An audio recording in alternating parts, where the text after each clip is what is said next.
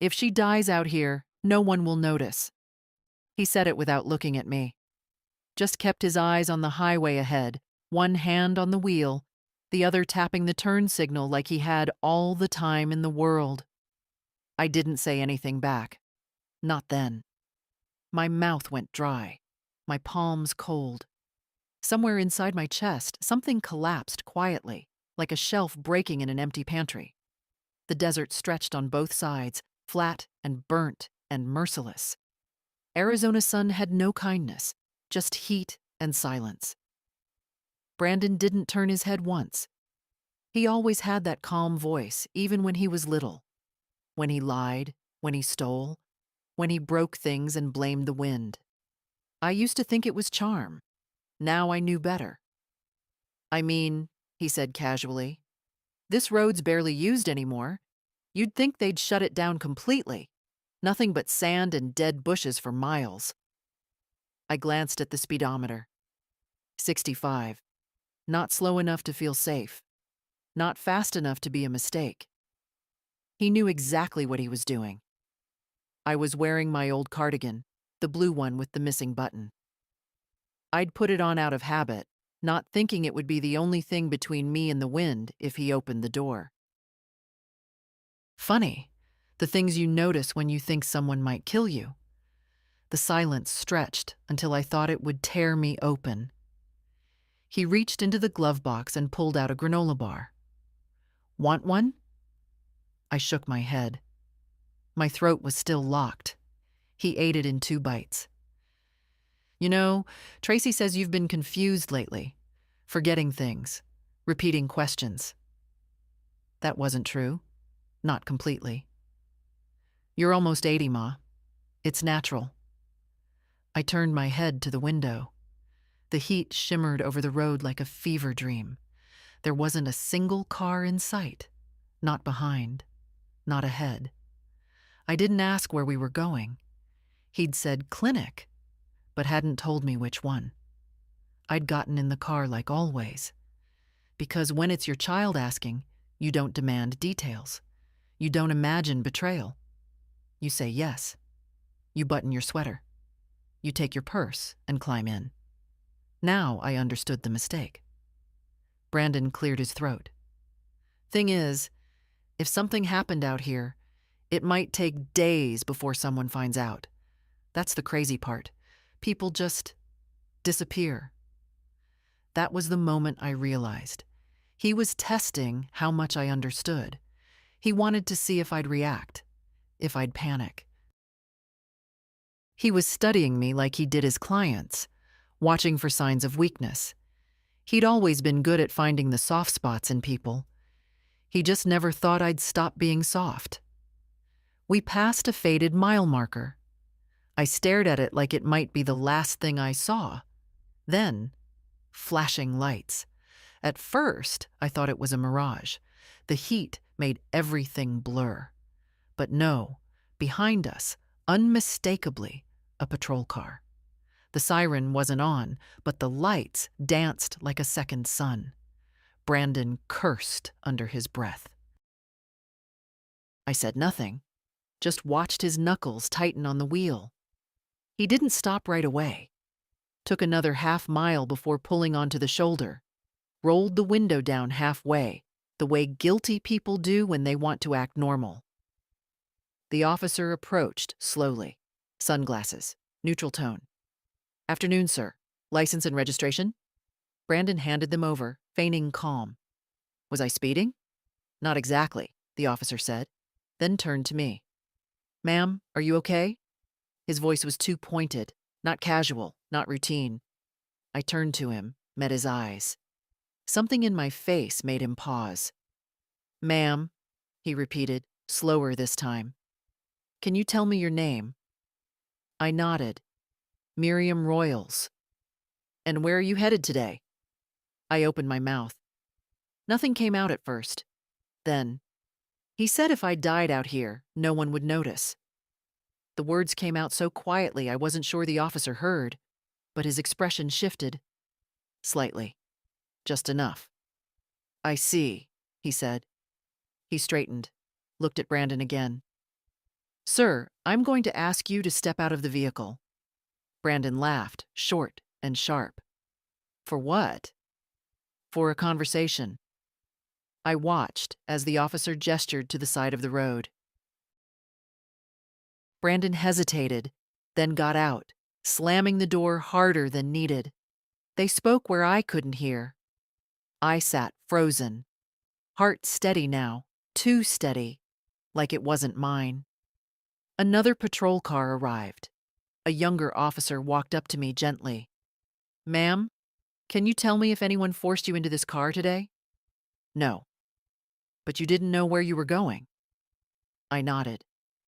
"And you felt unsafe?" I looked at him. My voice was clear this time. "Yes." He nodded, then asked if I wanted to step out and sit in their vehicle while they sorted things. That's how I found myself on the side of an empty Arizona highway, watching my son speak to the police. Calm at first, then louder. Hands moving. Face red. They say that after a certain age, women disappear. But I didn't disappear today. I was found. They didn't arrest him. Not yet. The first officer, the older one, came back to the car and told me I wasn't in any immediate danger, that they'd be asking more questions, that a detective would follow up. He said it kindly, gently, like someone talking to a woman made of paper. "Do you have somewhere to go right now?" he asked. I nodded. "Home." "Would you like a ride?" I glanced over at Brandon. He was leaning against the patrol car now, arms crossed, sunglasses back on, mouth tight. A stranger I gave birth to. A man who once cried when he lost his favorite toy truck at the grocery store. He was 7. I remember because I went back and found it for him. In the cereal aisle, next to a box of Cheerios. "No," I said. "I'll wait for him to drive me." The officer hesitated. "Are you sure?" I gave him the same look I used to give my most difficult students. The kind that says, "I'm old, not stupid." "I'm sure." He nodded, said he'd be in touch, and walked back to his car. A minute later, they both drove off. Dust rose from the road. Silence returned. Brandon didn't say anything for a long time, just stared at the horizon. Then, "What the hell did you tell them?" I didn't answer. "You made it sound like I was kidnapping you." Still, I said nothing. I didn't owe him a defense. "You know what, Ma?" He laughed, dry and sharp. "This is why Tracy says we need to get you checked. You're paranoid, forgetting things, making up stories." I looked at him finally. "I remember exactly what you said." He rolled his eyes. "It was a joke." "No, it wasn't." We drove the rest of the way in silence. The engine hummed, the wheels buzzed, and I sat with my hands folded in my lap like a girl on a school bus, waiting to arrive somewhere she didn't want to be. When we pulled into my driveway, the porch light was already on. I'd left it that way, always forgetting to switch the timer back after the season changed. The house looked tired, same as me. White paint peeling near the gutters. Wind chimes tangled on one side. Brandon didn't turn off the engine. "You gonna tell anyone else?" "Like who?" He shrugged. "I don't know. A lawyer. Your old friends. That weird neighbor who's always watching us." I opened the door. "You think this is over?" He didn't reply. I stepped out and closed the door. The car idled a few seconds longer, then backed out fast and disappeared down the street. Inside the house, the air smelled like lavender and dust. I left the lights off. Just stood there in the dark, shoes still on, cardigan slipping off one shoulder. The silence wasn't comforting tonight. It pressed. I walked to the kitchen, poured water into the kettle. My hands shook slightly, but not from fear. From the weight of everything I hadn't let myself feel while I was in that car. The kettle boiled. I made tea, sat at the table. The clock ticked. I replayed the words in my head over and over. If she dies out here, no one will notice. It wasn't just a threat. It was a truth he believed, and that was worse. I took a sip of tea. The cup clinked gently against the saucer. On the fridge was a photo. Brandon at 10, missing front tooth, muddy knees, holding up a tiny fish. Behind him, my husband, Tom, with both hands on his shoulders. Tom's been gone 12 years now. Cancer, quick and cruel. He'd never have let things get this far. He'd never have let our son become the kind of man who drove his mother into the desert like an unwanted pet. But Tom wasn't here, and Brandon was. And now I had to decide, speak or stay silent, and wait for the next time. Because there would be a next time. The police might have thought it was nothing, a misunderstanding, a poor joke between a stressed-out son and his elderly mother. But I'd seen Brandon's face when he said it. He meant it. He'd calculated the risk. He'd weighed how long it would take for someone to miss me. I finished my tea, set the cup down. Then I got up and walked to the living room. Opened the small filing cabinet near the bookshelf. Inside were documents, property deed, insurance papers, my will. I added a note to the top of the stack, dated it. If anything happens to me, look at Brandon first. Simple. No drama, just facts. Then I called Marla, my neighbor. The weird one Brandon always rolled his eyes about. Retired nurse, lived 2 houses down. Always noticed when I didn't take in the mail. She picked up after 2 rings. "Hey there, stranger," she said. "You all right?" "No," I replied. "But I will be." Marla showed up 20 minutes later, still in her gardening gloves. I didn't bother turning on the porch light. The moon was enough. She looked at me for about 3 seconds before saying quietly, "Something's happened." I nodded. "You could say that." Inside, she sat across from me at the kitchen table, her elbows resting on the wood, eyes steady. She didn't ask the kind of questions people ask when they only want gossip. She waited. That's what I liked about her. She never rushed silence. "He took me out on the highway today," I finally said. "Said we were going to a clinic. Then he told me if I died out there, no one would notice." Her mouth tightened. She didn't gasp. She didn't say, "Oh my God." She just breathed in slowly, like someone counting facts. "Did anyone hear him?" "Just me." "And then?" "The police stopped us, randomly. I think they saw his plates, maybe expired tags. I don't know. They asked if I was okay. I told them what he said." Marla leaned back, exhaling. "And?" "They let us go." Jesus. He laughed, drove me home. Said it was a joke. Marla reached over and put her gloved hand on mine. "You know it wasn't." "I know." We sat in silence again, the kind that hums with everything unspoken. Outside, a night train moaned somewhere beyond the desert hills. The kettle whistled. I poured her tea. "Tracy?" she asked finally. "She's behind it. I don't know how much, but she's part of it.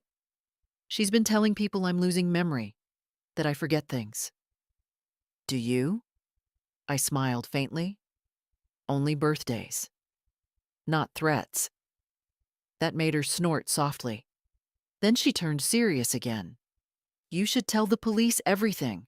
File a statement." "They won't believe it. Not without proof." "Then get proof." I looked at her.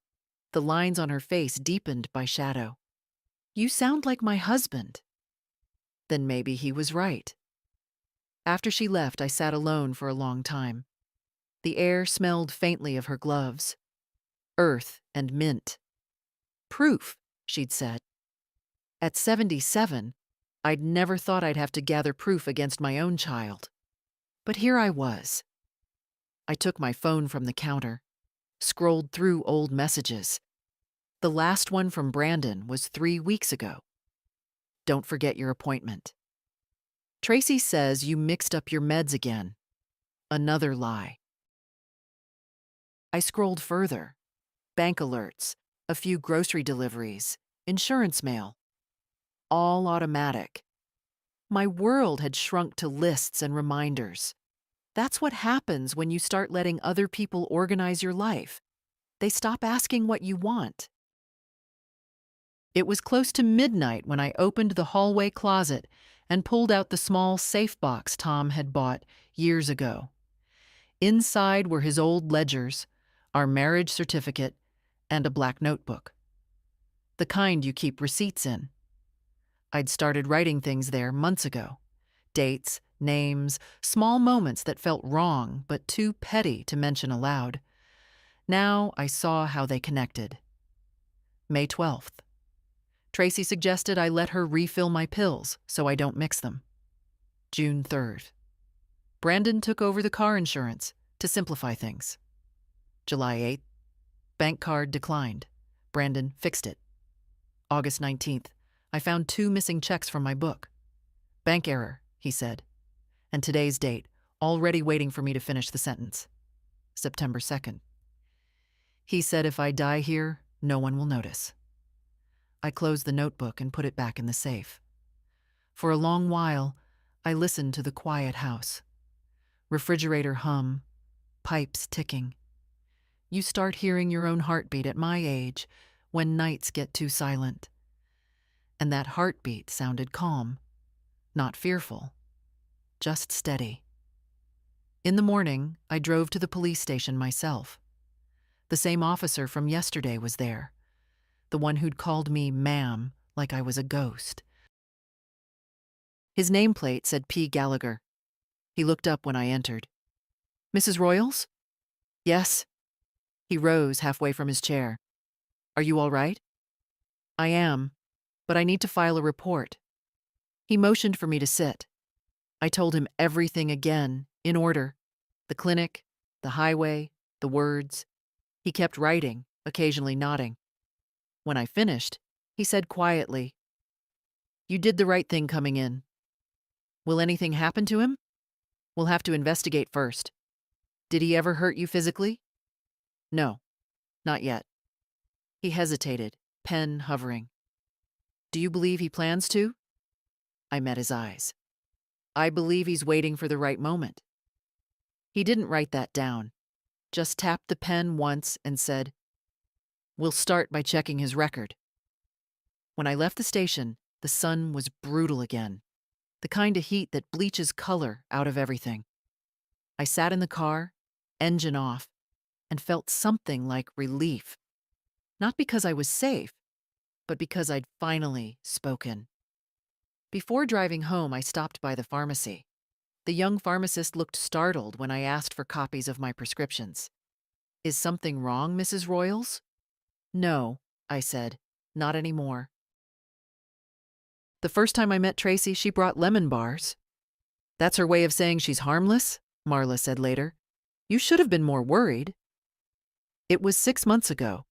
Brandon had called ahead, said he was bringing someone. I remember I'd set out the good plates, wiped the picture frames, old habits. You grow up in a house where Sunday dinners mattered, and you never quite shake the need to straighten things before company arrives. Tracy came in all bright smiles and soft perfume, the kind that smells expensive without being obvious. She kissed the air next to my cheek and told me I had such a sweet little home. She was in her early 30s, maybe 32, blonde in that always fresh kind of way. Not a hair out of place, not a smudge on her flats. Her eyes flicked around my living room like a real estate agent taking mental notes. I hope you like lemon, she said, handing me a small plastic container. I bake when I'm nervous. I didn't know you were nervous, I replied. She laughed. Of course I am. Brandon talks about you all the time. That was the first lie. We had tea. She complimented the china, asked about the roses in the yard, said I looked so young for my age. Flatterers always overreach. I was 77 then, with knees that cracked when I stood and hands that couldn't open pickle jars anymore. I didn't need to be told lies about youth. When they left that evening, Brandon kissed my forehead and told me he was glad I liked her. I didn't say I hadn't said that. I just smiled. That's how it started. Then came the small changes. Tracy started coming around more often, dropping off meals, offering to help around the house. She said it was just to be kind, that she loved old people, which frankly is a phrase I've never trusted. You love a person, not a category. She began suggesting things, gently at first. Have you considered switching your blood pressure meds? I know a doctor who specializes in geriatric cases. You really shouldn't drive alone anymore. The sun out here is brutal. Brandon worries about you. We both do. Then she brought in a pill organizer, just so nothing gets mixed up. That was the second lie, because I hadn't mixed anything up, but I let it happen. That's the truth. I let her arrange the bottles, let her put her little handwritten stickers on each section. Morning, white. Evening, blue. I even thanked her. The third time she came over with groceries, she brought her laptop. I've been helping seniors set up online banking, she said sweetly, so you don't have to go into the branch so much. She knew where I kept my folders. She watched which key I used on the filing cabinet, said she was only helping me set up automatic payments for your own comfort. I told her I didn't like strangers in my finances. She smiled. I'm not a stranger. I'm family now, aren't I? That was the third lie. It was subtle. So subtle it almost passed for kindness. If I'd been a little more tired, a little more desperate for company, I might have missed it completely. But I saw how she moved around the house, always glancing to see what I was reading, what I was writing, always asking twice if I needed help, once to offer, once to insist. You're lucky, Marla said one day. Most folks your age don't get this kind of attention. Is it luck, I asked, if it feels like someone's measuring you for a box? Marla didn't answer. The last visit before the drive, the highway day, Tracy came alone. Said Brandon was busy with a call. She brought a folder. Just a few things we want to prepare, in case of emergencies.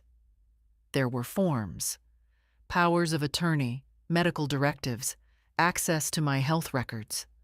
All blank, all ready for signatures. She said it was just paperwork, just planning. I didn't sign.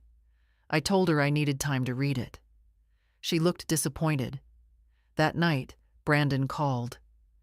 She didn't mean anything by it, he said. She just wants to make sure you're taken care of. I'm already taken care of. He didn't respond. I went to the kitchen, looked at my pill box. One of the labels was slightly peeled. I lifted it. Underneath, in tiny print, the name of a medication I didn't recognize. I looked it up. It was a sedative. Not mine. Not prescribed. That was the fourth lie. I didn't tell Brandon. I didn't tell Tracy. I just threw the whole box away and started fresh from the pharmacy. The one Marla's nephew managed. I asked for paper labels, not stickers, and I told him I'd be picking them up in person from now on. I want a witness, I said, even if it's just your security camera. He smiled. Yes, ma'am. The next time Tracy visited, she asked where the pill organizer was. I changed my system, I said. She looked at me for a long moment, then smiled. Whatever makes you comfortable. That was the fifth lie. The first sign that something had shifted came on a Wednesday.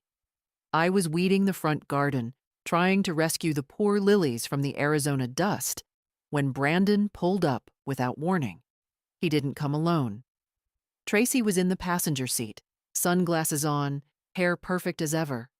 He didn't even greet me properly, just leaned on the fence and said, "Mom, we've been talking. You shouldn't be out here in the heat anymore. It's dangerous." "I've lived through hotter summers," I said, straightening up. My knees cracked.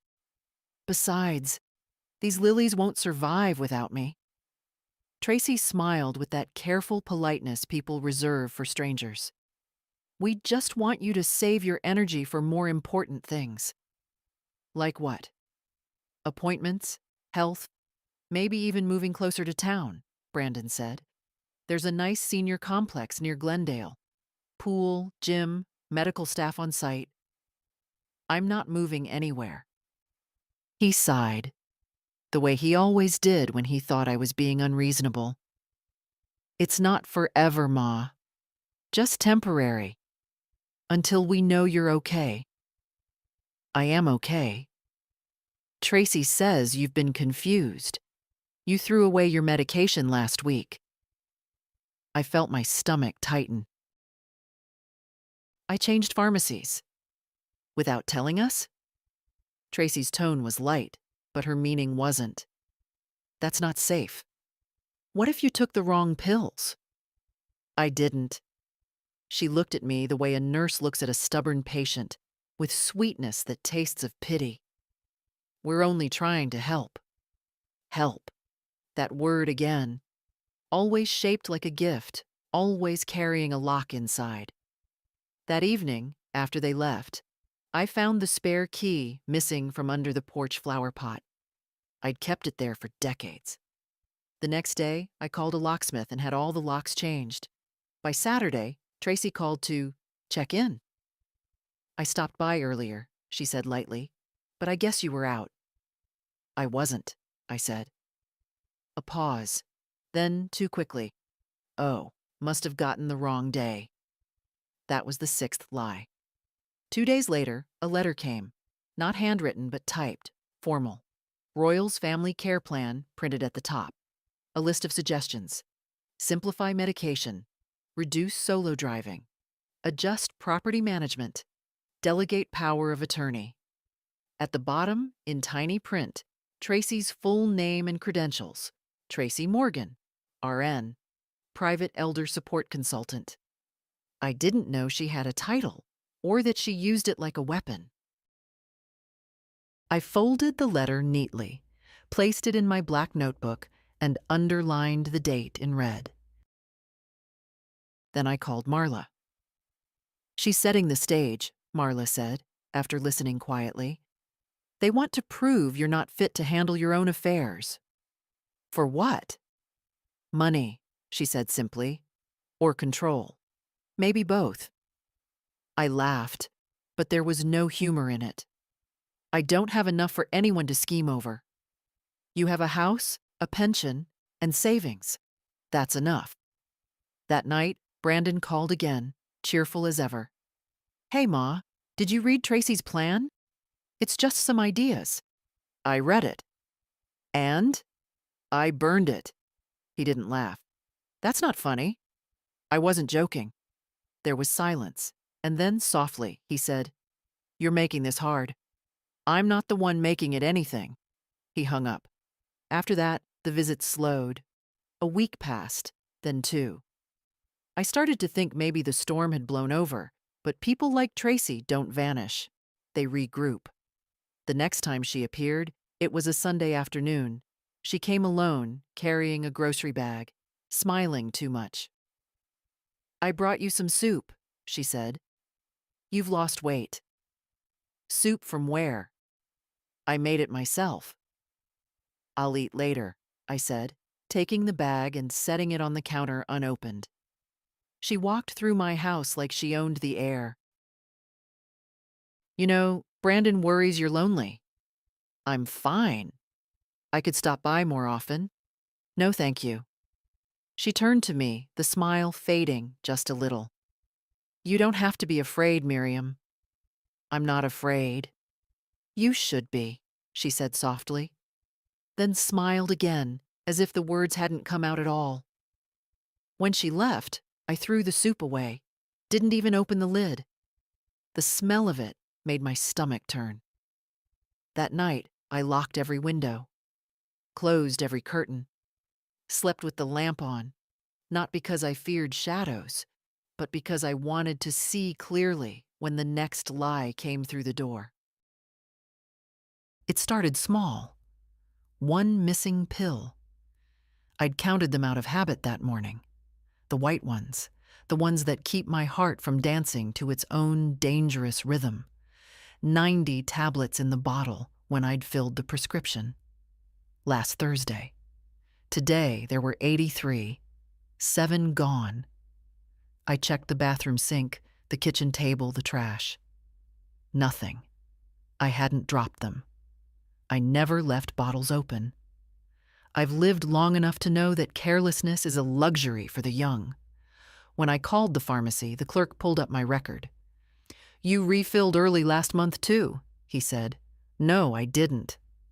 It says right here, Mrs. Royals, August 11th, picked up by authorized proxy. My stomach dropped. By who? He hesitated. By your daughter. I don't have a daughter. Silence. Oh, he said finally. Then maybe it was someone else on file? Could you check the signature? A pause, then a quiet, careful voice. It says T. Morgan. Tracy. Can you print me a copy of that authorization? Of course, ma'am. Do you want to pick it up or have it mailed? I'll come in myself. When I hung up, I stood in the kitchen staring at the phone. For a moment, I thought about calling Brandon. Then I remembered the way he said, "You're making this hard." No, I wasn't calling him. I was done asking permission to exist.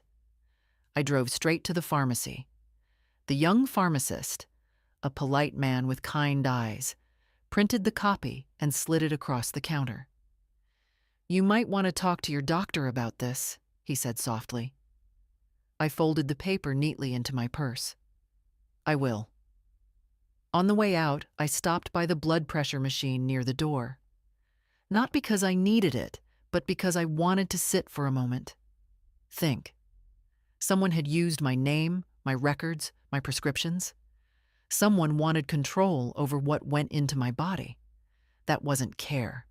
That was a cage. When I got home, I checked everything. Every bottle, every drawer, every scrap of paper. In the medicine cabinet, I found an unfamiliar orange bottle pushed behind the mouthwash. The label had my name. But the medication wasn't mine. Lorazepam, a strong tranquilizer. Unprescribed. That was the 7th lie. I put it on the counter. Watched it gleam under the kitchen light. Then I heard a car door slam outside. I froze. It was Brandon. No warning, as usual. He came in calling, "Ma? You home?" Like it was still his house. He walked into the kitchen and saw the bottle. For a moment, just one, he flinched. The tiniest flicker of panic. "Where'd you get that?" he asked. "You tell me." He frowned. "Must be a mix-up. Pharmacy error." "Again?" He didn't answer, just moved toward it like he meant to take it. I picked it up first. "I'll keep this," I said. "Ma, come on." "Don't." He looked at me the way a son shouldn't look at his mother. Calculating, impatient. "You're starting to sound paranoid." "Better paranoid than dead." That stopped him. He took a step back, hands raised. "No one's trying to hurt you." "Then why is Tracy signing for my prescriptions?" He blinked. "What?" "Pharmacy gave me the record. Her signature's on it." He opened his mouth, then shut it. That was all the confirmation I needed. "I'll be calling my doctor tomorrow," I said. "You don't need to worry about my health anymore." His voice was quiet when he finally spoke. You're making mistakes, Ma. Big ones. I've made plenty, but not this one. He turned for the door. You should rest. I'm done restin'. He hesitated in the doorway, then muttered, Tracy was right, and left. When the car disappeared, I locked the door, leaned against it, and laughed. Not because anything was funny, but because something in me had finally cracked open. It wasn't fear that came out. It was air. Clear, cold air. Freedom. I sat at the table again and wrote another line in my black notebook. September 14th. Found unauthorized medication in cabinet. Confirmed pharmacy forgery. Brandon involved. Then I took a photograph of the bottle and the paper, sent them to my email. Evidence for later. That night, I didn't sleep much. Every creak in the house sounded like footsteps. Every car on the street felt like a warning. But beneath all that, there was a calm, steady rhythm in my chest. Not fear. Preparation. At dawn, I brewed coffee and watched the sky turn from purple to gold. My reflection in the window looked like a stranger I used to know. Thinner, older, but awake. Marla came over just after 8, holding 2 muffins. You look like you haven't slept, she said. I haven't? Bad night? Important night. She set the muffins down. You found something, didn't you? I nodded. Enough to make it real. She poured us both coffee. So what now?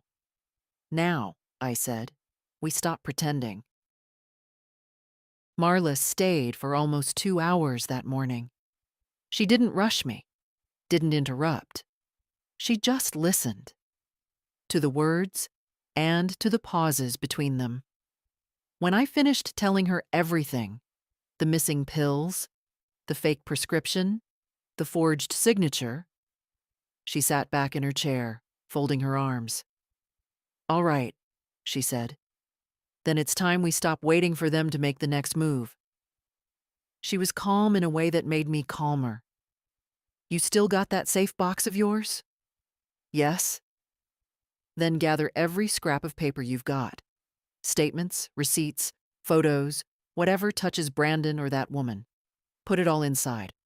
Don't throw away anything, and get copies. Digital, if you can. I already started, I said. She smiled, the corner of her mouth twitching. Of course you did. We drank coffee while the morning heat thickened outside. The sound of cicadas filled the air like static. Marla, I said quietly, you think they're trying to get rid of me? Her answer was simple. Yes. Not just my money? They already have your money in reach. What they don't have is control. That's what they want. I stared at the coffee in my cup. My son, my only son. Your son's grown, she said. But that woman, she knows how to push him. You stopped being a person to her the minute you said no. For a moment, I hated that she was right. But then again, the truth is the only thing that doesn't rot. By noon, she'd helped me pull out boxes from the closet. Old tax forms, hospital bills, insurance letters. We stacked everything on the table. I could see my whole life in that paper. Every decision, every proof of existence. While we sorted, Marla looked up suddenly. Do they have your house deed? No. Tom and I kept that separate. Originals in the bank box. Good. Don't let them near it. I smiled faintly. They'll try. They'll fail. That afternoon, she brought her nephew, the same one from the pharmacy. His name was Andrew, mid-30s, quiet, respectful. He came with a laptop and a small scanner. We're going to make backups, Marla said. Cloud storage. That way, even if they get into your house, they can't erase what's already out there. Andrew nodded politely. Ma'am, I'll set it all up. You'll have copies of every file, locked behind a password only you know. Thank you, I said. He smiled.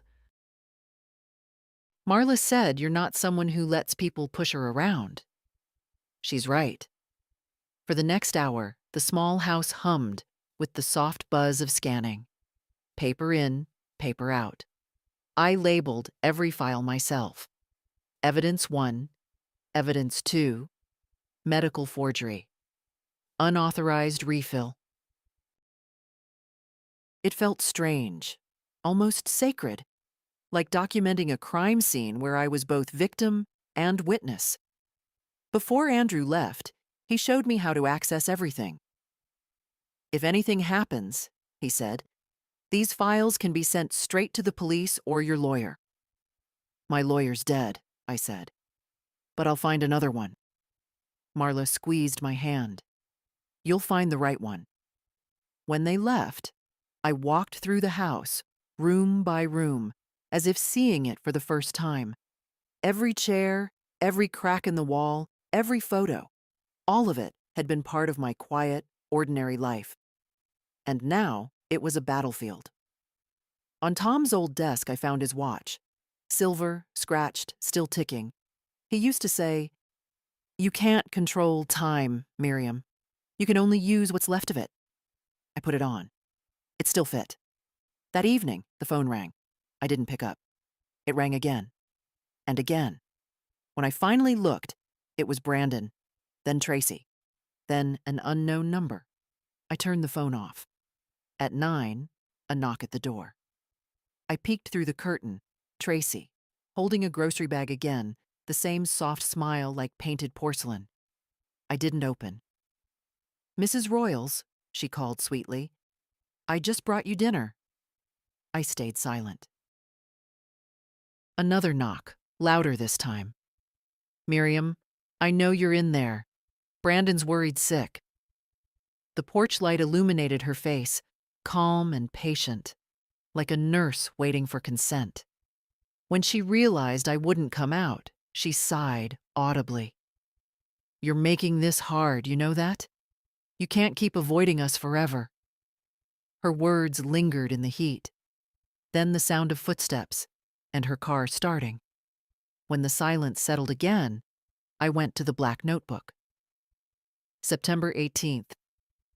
Tracy attempted contact at 9 p.m., claimed concern, refused entry, evidence secured.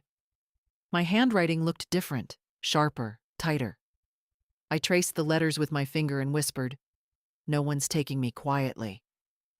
Before bed, I put a chair under the front door handle. Not because it would stop anyone, but because it made me feel like I still had a say in who came in. Lying in the dim light, I thought about Marla's last words before she left.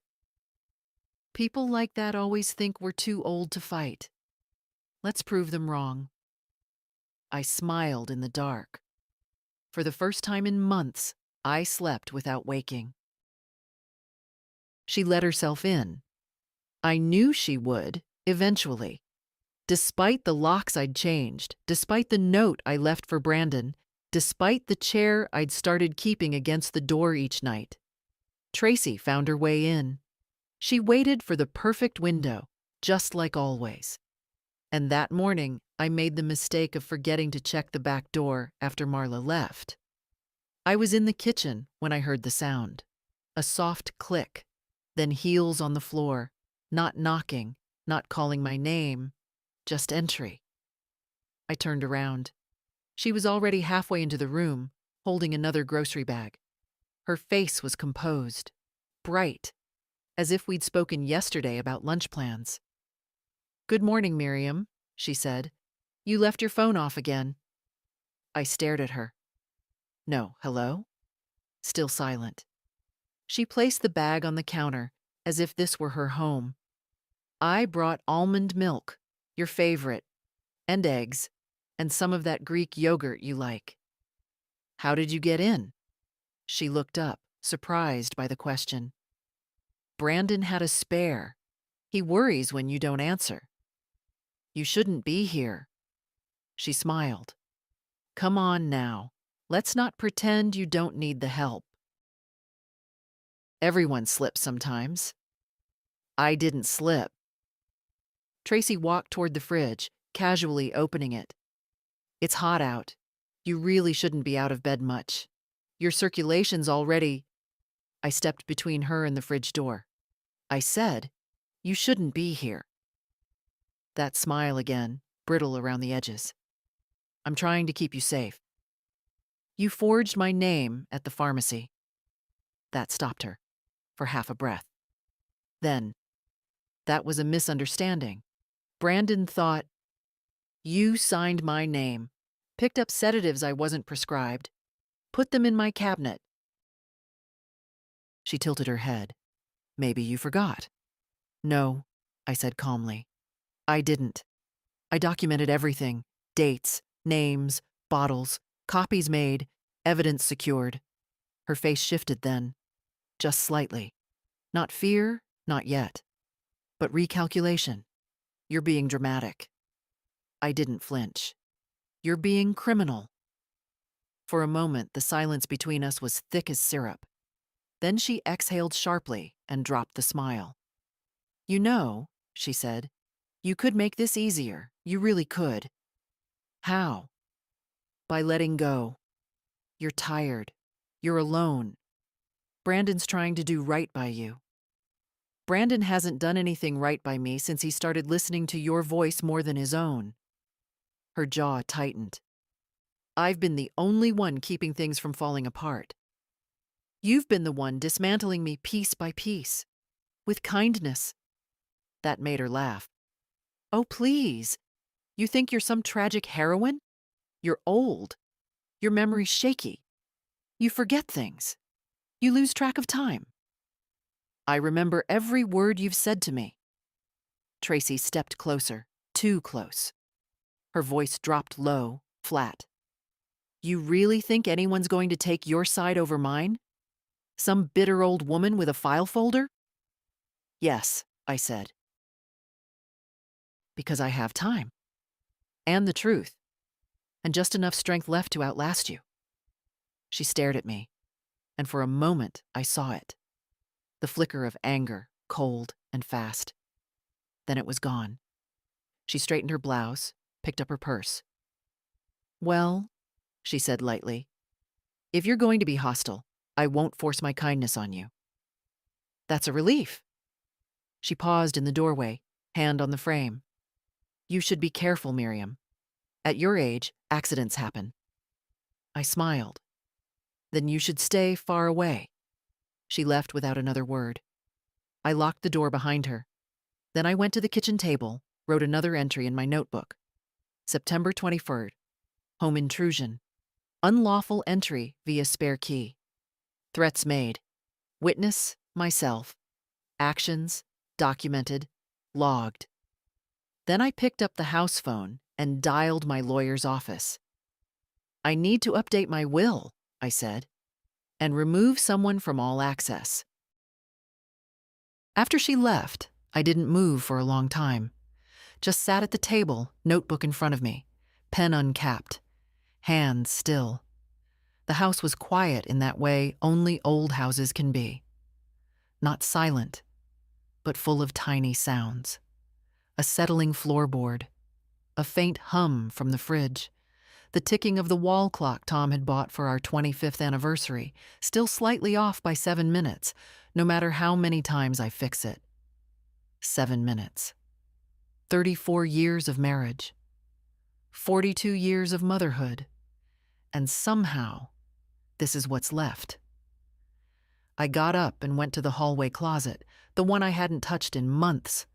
Behind the extra linens and Tom's winter coat, which I still can't bring myself to give away, there was a box. Cardboard, soft at the corners. Inside, letters. All unsent. Not the kind people keep from lovers or old friends, but the kind mothers write and then never mail. For birthdays missed. For apologies swallowed. For truths choked down to keep peace at the table. They were all to Brandon. I pulled one out, dated 12 years ago. He was 30 then, still recovering from his divorce, full of anger and half-grown pride. In the letter, I had written, I know you blame me for things I never intended, for being quiet when your father was stern, for holding on too tight when you left. But I loved you more than anything. I still do. I hadn't signed it, just folded it and put it away. Another one, from the year he asked for help with the down payment. He'd come in with charts and promises, full of that old, charming hustle. I gave him what I could. He never said thank you.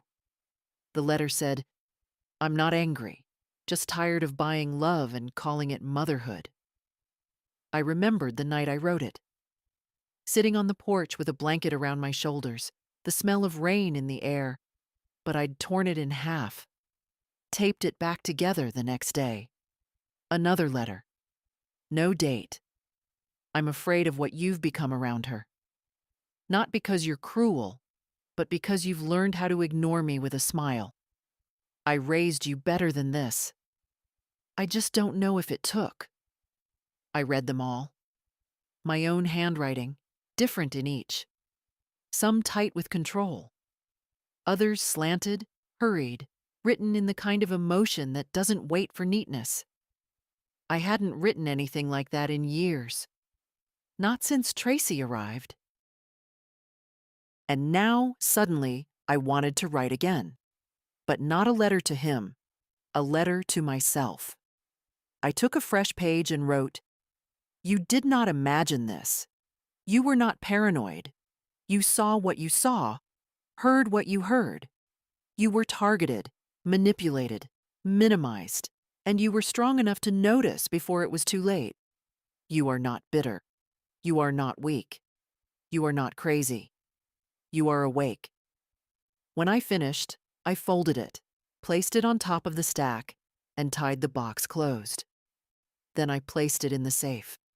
These were not accusations. These were not pleas. These were records of all the times I'd let silence win. And now I wasn't. At dusk, I lit the porch light, even though I wasn't expecting anyone. It was something Tom always did. Just in case someone good passes by, he'd say, A light says you're still here. I sat by the window with tea and waited for dark to settle. In the distance, a few coyotes cried, a sound I'd heard all my life but never quite got used to. My phone buzzed once on the table. I didn't look at it. Not tonight. Instead, I thought about what would go in my next letter. This time, not unsent, and not to Brandon. The day he took me on the highway started like any other. Clear skies, dry heat, the kind of morning where the sun pushes through the curtains before you're ready. I'd made toast, poured 1 cup of coffee, not 2, not any more, and watched the sparrows gather around the empty feeder Tom had nailed to the pine. At 9:07, Brandon called. Morning, Ma. Tracy made an appointment for you. Just a checkup, routine stuff. I'll pick you up at 10. That was the first I heard of any appointment. Which clinic? Same one as last time, he said quickly. You'll like this doctor. He specializes in memory care. I'm not seeing a memory doctor. It's just to rule things out. Come on, don't make this difficult. I didn't argue, not because I agreed, but because I needed to see him, face to face. There are things you can't measure over the phone. Tension, hesitation, lies between words. At 9:58, he pulled into the driveway. I didn't recognize the car. A rental, newer, cleaner, unfamiliar. Not his usual dusty sedan with the broken air vent. He stepped out wearing sunglasses, holding a bottle of water, smiling just enough. You ready? I nodded. He took my purse, without asking, and placed it gently in the back seat. Not the front, not next to me. That was the second thing. The third came 10 minutes into the drive. We weren't heading toward the clinic. We'd taken a different road, longer, quieter, stretched through parts of the desert where gas stations die and don't get replaced. I watched the signs change. Fewer exits, more sand, vultures circling farther out. I said nothing, because sometimes silence tells you more than questions ever will. He didn't explain the detour, just turned up the air conditioning and made small talk. How hot it's been, how expensive groceries are, how Tracy's thinking about going back to school. None of it meant anything. Then, without looking at me, he said, "If she dies out here, no one will notice." Just like that. No build-up, no humor, no softness. I didn't flinch. I didn't speak. I just stared straight ahead, hands folded in my lap like I was back in church, listening to a sermon meant for someone else. He said it like it was a fact, not a threat. Like weather. Like gravity. And maybe that's what he believed, that age makes you forgettable, that the world's too loud to care about one old woman. We drove another 3 miles, then another. No music, no words. Then the lights appeared in the rearview mirror, flashing red and blue, small against the horizon, then closer, impossibly close. He swore under his breath. I kept still. The officer pulled us over just past mile marker 192. Nothing but dust and brittle weeds for miles. I remember the number because I thought, if this is where I die, at least someone will know where it happened. The officer approached, calm but firm. Asked for license, registration, the usual. Then he looked at me. "Ma'am, are you okay?" That question, so simple, so loaded, caught me off guard. Not because I didn't know the answer, but because no one had asked it in months. Not, "Do you need groceries?" or "Did you take your pills?" but "Are you okay?" as a person. I nodded, then shook my head, then said, "He said if I die out here, no one will notice." I hadn't planned to speak. The words just came, and something in the officer's eyes changed. The way a man shifts when he realizes the story isn't what he thought it was. Brandon got out of the car when asked. He argued, he gestured. He tried charm, then irritation, then calm again. They didn't arrest him. They just asked questions, took notes, let us go. He was quiet on the way back, didn't explain, didn't deny, just drove. And when we got home, I didn't cry, didn't scream. I sat in my chair, hands still folded, and realized that line, "No one will notice," wasn't just about location. It was about me. He thought I was gone already, erased, convenient. But I wasn't. And now I had names, details, a day, a place, a mile marker, a start. There was a second, a single, sharp second, just after he said it, when I thought, this might be it. We were on a stretch of highway where the road buckled slightly, where the desert pressed too close and the horizon looked like it might tip over and vanish. He had one hand on the wheel, the other on his thigh, fingers tapping. Calm, casual. If she dies out here, no one will notice. It wasn't just the words. It was the tone, like observation, like idle thought. The way someone might say, "This is a bad stretch of road," or "That cloud looks like a dog." I turned my head toward the window, but I didn't look at the view. I watched his reflection instead. In the glass. Slight. Blurred. But there. He didn't glance at me, didn't laugh, didn't take it back. That was when I knew. It wasn't a slip of the tongue. It was a weighing of consequences. A test balloon. And the world stayed quiet. No break, no swerve. Just 65 miles an hour and the sound of wind.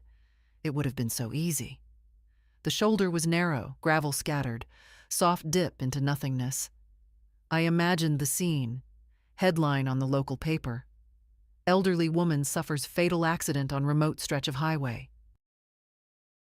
No foul play suspected. A tragic misstep. A distracted son. A moment of grief. He'd cry, I'm sure. He always cried well, when needed. I thought of the chair he'd chosen for me in the car. Back seat, passenger side.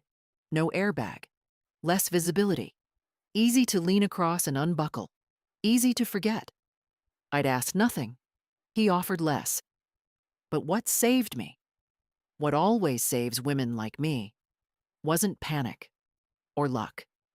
It was the years. You spend 7 decades watching how people move, how they circle what they want without saying it. You learn to read the weight of silence, the temperature of a room, the way kindness curdles just before it becomes something else. So I sat still, and I waited. He kept driving, talking, little things, weather, gas prices. You should sell the house, Ma. You'd be happier somewhere newer. He glanced at the rear view. You look tired. You made me tired. He didn't respond. I wanted to say so much more. That I knew what he was doing. That he'd broken something I can't describe. That no child should bring a parent to the edge of the world and call it care. But I didn't. Because you don't reason with someone mid-crime. Instead, I reached slowly for my bag. I opened the zipper just enough. Felt for the small recorder I'd buried under tissues. Marla's idea. Cheap, but good battery life. She'd bought 2. One for me, one for her brother's divorce hearings. It was already on.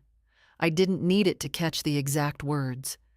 I just needed to catch his calm, the cold, the lack of anything. 32 minutes of driving, all of it documented. He didn't know.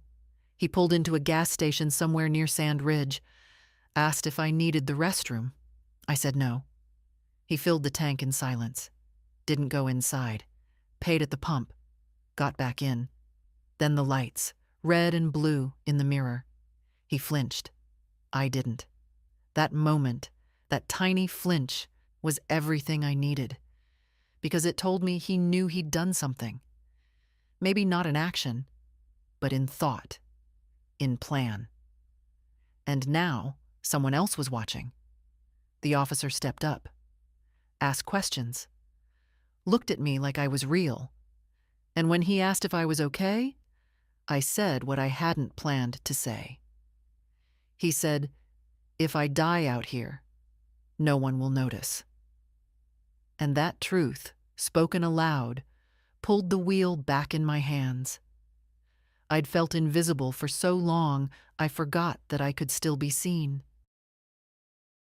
They didn't arrest him that day, but they noticed him.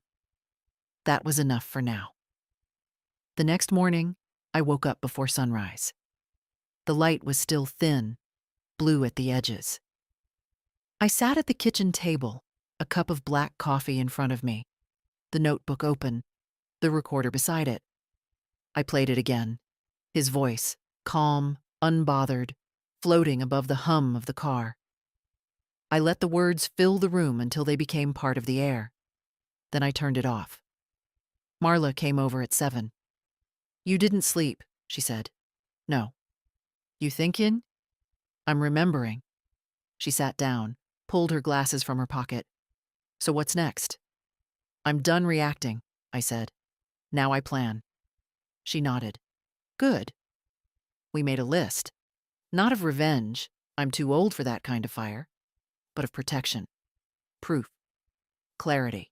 Step 1, duplicate everything. Step 2, inform a lawyer, not the family one, a new name, unconnected.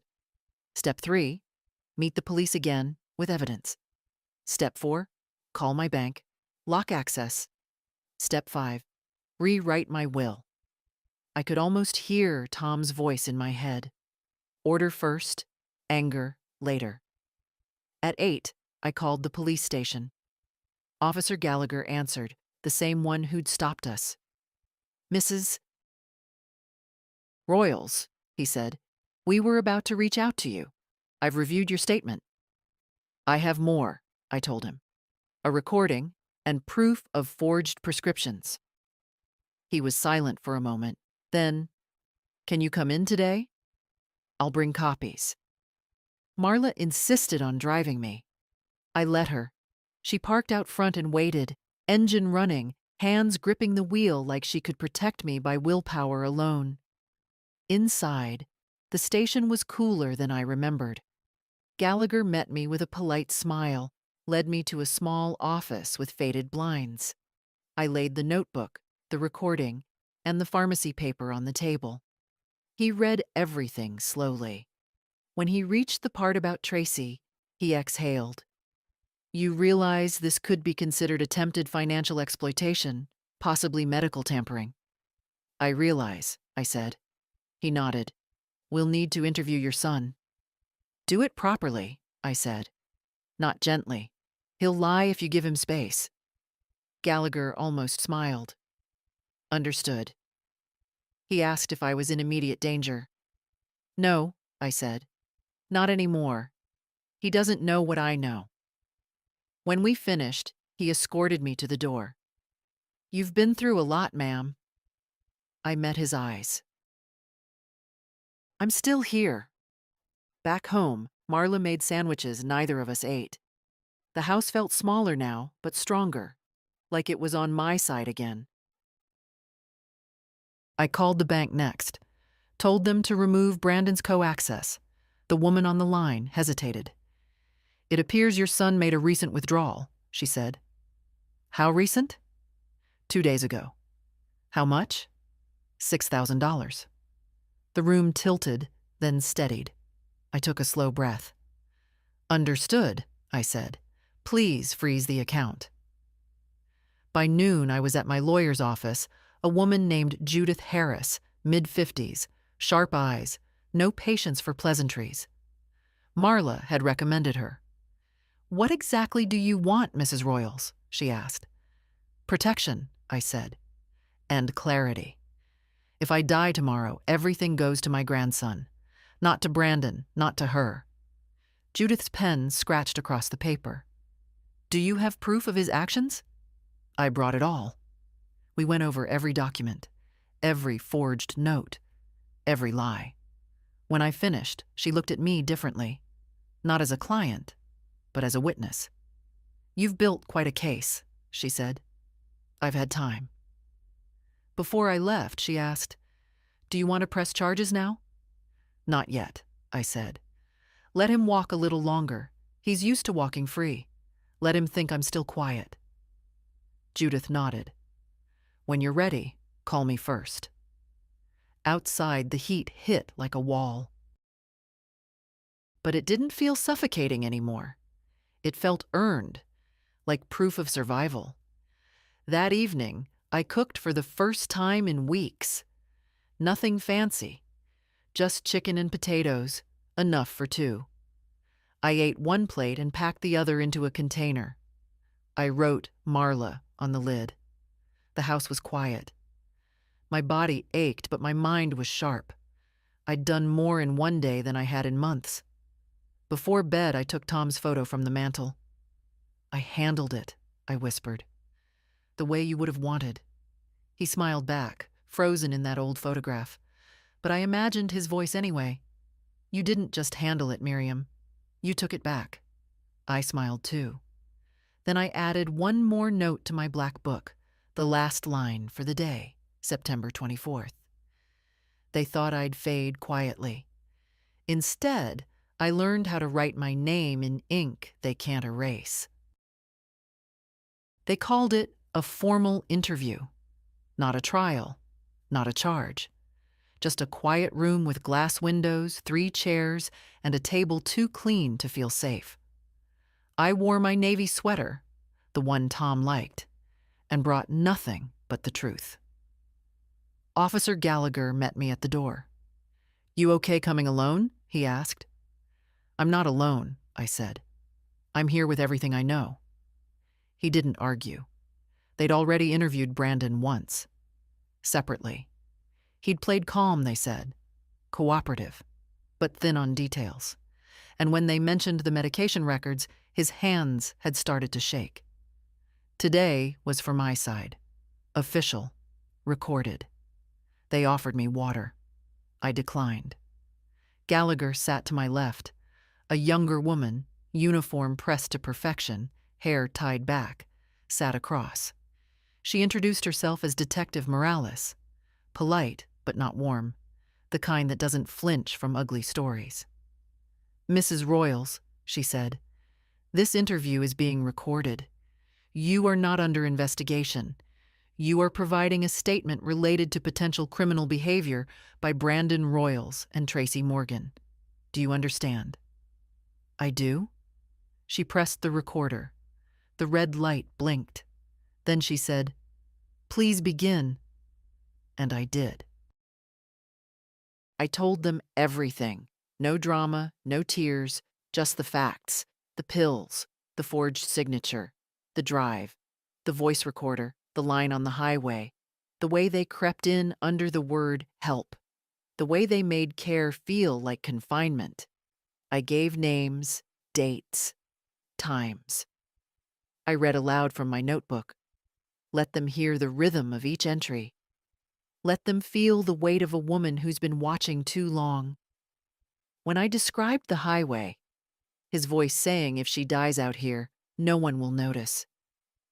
Morales leaned forward slightly, not a twitch of surprise, just a change in air. "Do you believe he intended to harm you?" "I believe he didn't care if I disappeared," I said. "And that's close enough."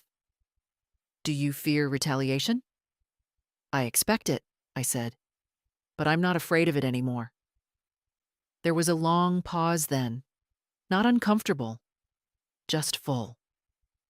Gallagher cleared his throat. "You mentioned in your written statement that you never signed power of attorney. That correct?" "Yes." "Yet he claimed to have medical authority over you during last year's checkup." "I never gave him that." "And Tracy?" "She tried to get me to sign. Brought forms. I refused." Gallagher nodded slowly. "And she picked up your medication how many times?" "3 that I can prove." He exchanged a look with Morales. She closed her notebook. "Thank you, Mrs. Royals," she said. "You've been incredibly clear." I smiled, just slightly. "I've had practice."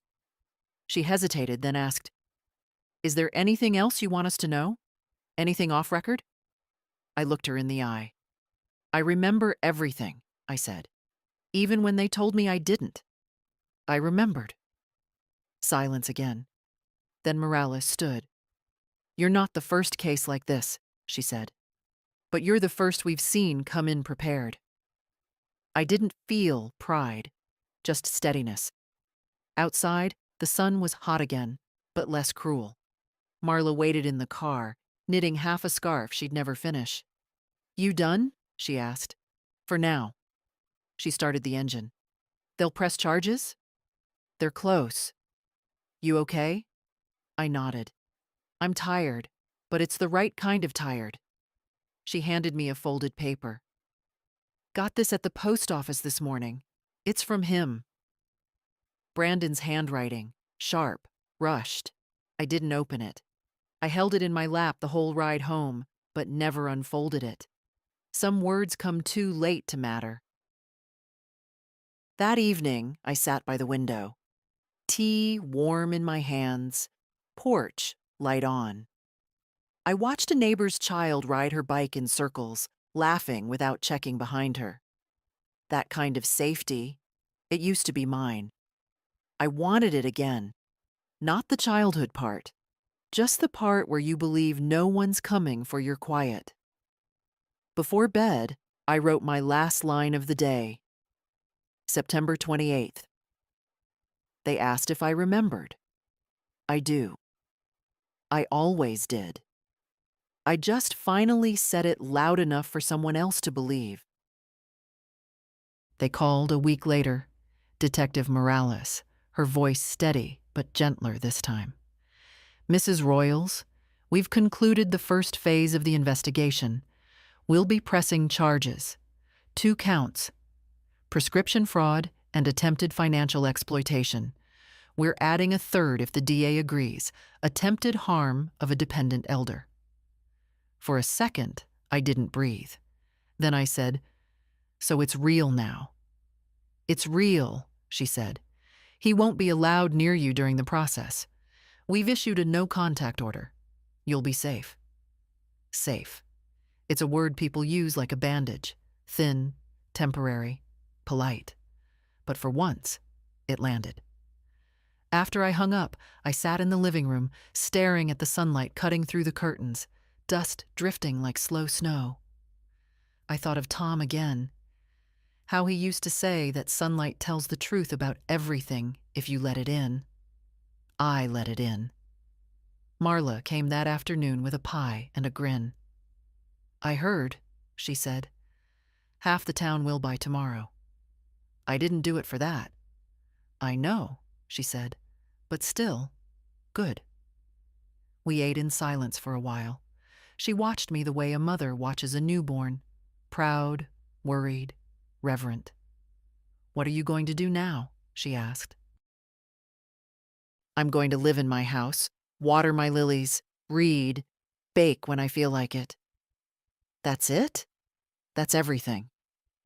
The next day, a woman from Adult Protective Services came by. Younger than Morales, kinder than expected.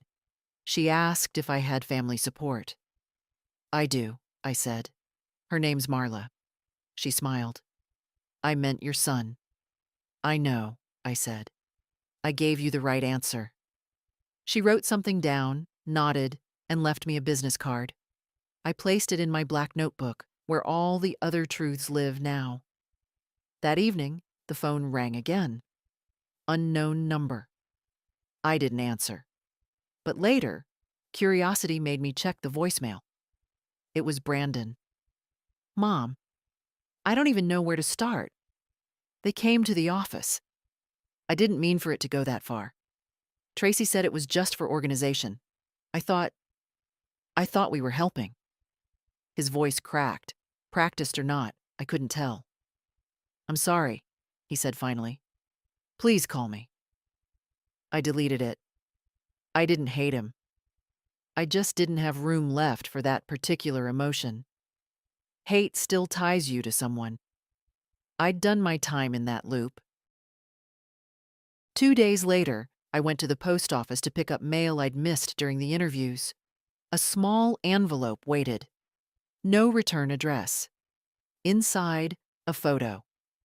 Brandon as a boy, about 9, sitting on Tom's shoulders, both laughing. On the back, in Tom's handwriting, "Keep them laughing." It felt like a reminder, not of them, but of me. That I used to laugh too, that I still could. I came home, placed the photo on the mantel. The house felt lighter somehow, as if the walls had been holding their breath for months and were finally exhaling. At sunset, Marla came by with iced tea. We sat on the porch, legs wrapped in blankets, watching the sky turn gold. "You think he'll go to jail?" she asked. "Maybe. Maybe not." "That doesn't bother you?" "I just wanted the truth on record," I said. "Justice isn't always the same as peace. But peace is what I wanted." She nodded, then smiled. "And you got it." "Almost," I said. "One more thing." The next morning, I went back to Judith's office. My lawyer. She greeted me with that same professional calm. "I'm here to finalize the documents," I said. She slid the folder across the desk. "Your will." Updated, notarized, witnessed. I read through every line. My house, to my grandson. My savings, to charity. My belongings, left as they are. Brandon's name nowhere on the page. Judith asked quietly, "You're sure?" "Yes," I said. "This is what fairness looks like when it's late but still alive." She nodded and signed her part. Outside, the air smelled of rain, rare for October. I walked to my car slowly, the way you walk when there's nothing chasing you anymore. That night, I sat by the window again, porch light glowing softly, notebook open. I flipped to the last filled page, the one where I'd written, "They thought I'd fade quietly." Under it, I wrote, October 3rd. They noticed. The law noticed. The world noticed. I am seen again, and I'm still here, in my house, under my own name. I closed the notebook. For the first time, it didn't feel like a record of pain. It felt like proof of survival. The summer finally broke. By mid-October, the desert softened. The air smelled faintly of dust and citrus, the kind of scent that belongs to places still healing from heat. My garden, brown for months, was suddenly green again. The lilies came back. I hadn't expected them to. I thought I'd lost them, same as I'd almost lost myself. It was early morning when I stepped outside barefoot, coffee in hand, a sweater over my nightgown. The porch boards creaked under me. Familiar music. For the first time in a long while, the sound didn't make me tense. It made me grateful. Each small creak meant here, still here. Across the street, Mrs. Klein's grandchildren were chasing one another through fallen leaves, their laughter carried, sharp, and alive. I smiled, thinking of Reed, my own grandson, studying somewhere up north. He called me last week, not to ask for money, just to talk. I heard about Dad, he said carefully. I know. You okay, Grandma? I am. He hesitated. Do you still want me to visit for Thanksgiving? I want you to visit because you want to, not because you think I need supervision. He laughed softly. Then I'll come because I want to. After the call, I cried. Not because I was sad, because someone had finally spoken to me without agenda. That kind of kindness feels almost violent when you've lived too long without it. Now the days run simple. I wake with the sun, feed the birds, read the paper. Marla still drops by every other afternoon, pretending it's for tea, though it's really to check that I'm not bored.